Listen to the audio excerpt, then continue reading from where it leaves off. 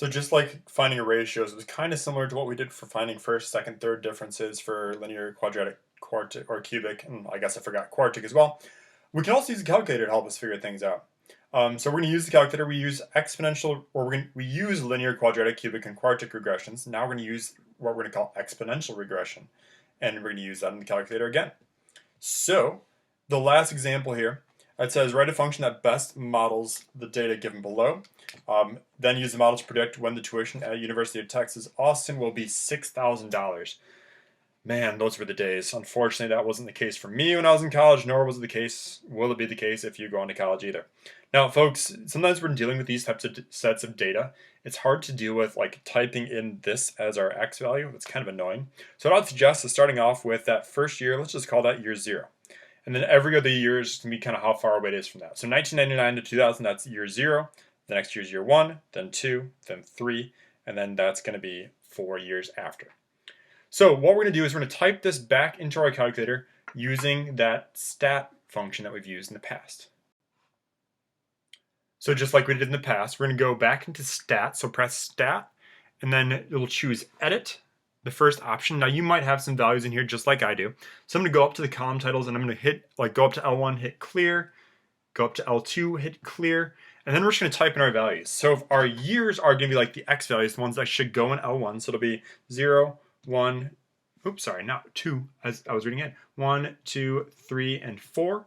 And then for the Y values, the L2, we're going to enter in the tuitions. It's going to be 3128, then 3585, then 3776, then 3950, and then 4188.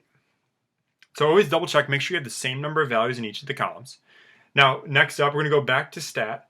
We're going to go back to calc, and now we're going to look at the various things here. Now, in the past, we've used quad reg, cubic reg, quartic reg. Now we're going to go down further. We're looking for where it's going to be an exponential function. So we're going to go down to option 0. It says exp reg. I'm going to choose that one. Now I'm using an older calculator, so it's just going to show xreg here. Some of you are using a newer calculator, and it'll have like it'll say x list, y list, all that good stuff. You can just go down to hit continue or calculate, I believe it is. But since I'm using an older calculator, I don't have that. I'm just going to hit enter. But it's going to give me all the important information. You'll see something's wrong. Hold on a second. I know I made a typo. I'm going to go back and fix that right now, so I don't have to go through and redo the entire thing. So the last one I accidentally typed in too many 8s. So, my apologies. I'm going to go back to stat. I'm going to go back to calc. I'm going to go back down to option 0 for exponential regression. Hit enter again. And now this looks a little more familiar. So now it says the a value, well, it says y equals a times b raised to the x power. If you're using an 84, I think it looks a little bit better.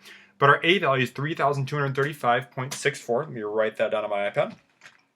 And you'll see that on the function, or on the notes when I get back to that as well. So we got y equals 3,235.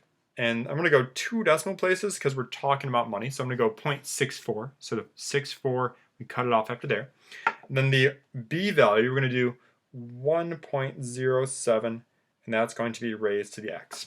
Now looking at this, the r squared and the r are pretty good. They're in the 9s. They're not perfect, or the 0.9s. They're not perfect, but they're pretty good for what we need to do. All right, so now we got a function here. I'm going to change it just a little bit. I'm gonna change it to cost as a function of time. So how much does it cost per year? I know it's tuition for t, but we're gonna have to do time for t. So it's gonna be $3,235.64. Again, we went 2 decimal places because we're talking money. Times 1.07 raised to the t. Now, the second part it asks us is use this model to predict when the tuition of University of Texas at Austin will be $6,000. And for that, we're going to go back to the calculator. Okay, so on the calculator, we're going to take that function, we're going to type it into y equals. So going to y equals, I already have it there. We're going to type in the function. We got 3235.64 times 1.07, so it's like a 7% increase annually, raised to the, in this case, x. Now, you could go through and look at the graph, but I'm going to suggest we go to the table. If we go second graph, it gets us to our table. And we're going to scroll on down and figure out when it crosses 6,000. So you'll see after we're at x equals 9, it's at a little, or just a little under 6,000. Then we get to year 10, and it's over 6,000. So we're going to use year 10, and we're going to translate that back to our our calendar years. So we found out on the calculator that after year 10 is when it finally crosses the $6,000 threshold. So that's 10 years after. So that means it will cost over $6,000. And then 10 years after, in this case, so if year 0 is 1999 to 2000, we're going to say it's going to be 10 years later. So we're going to say in the 2009 to 2010 school year. So after 10 years, it'll finally cross that threshold.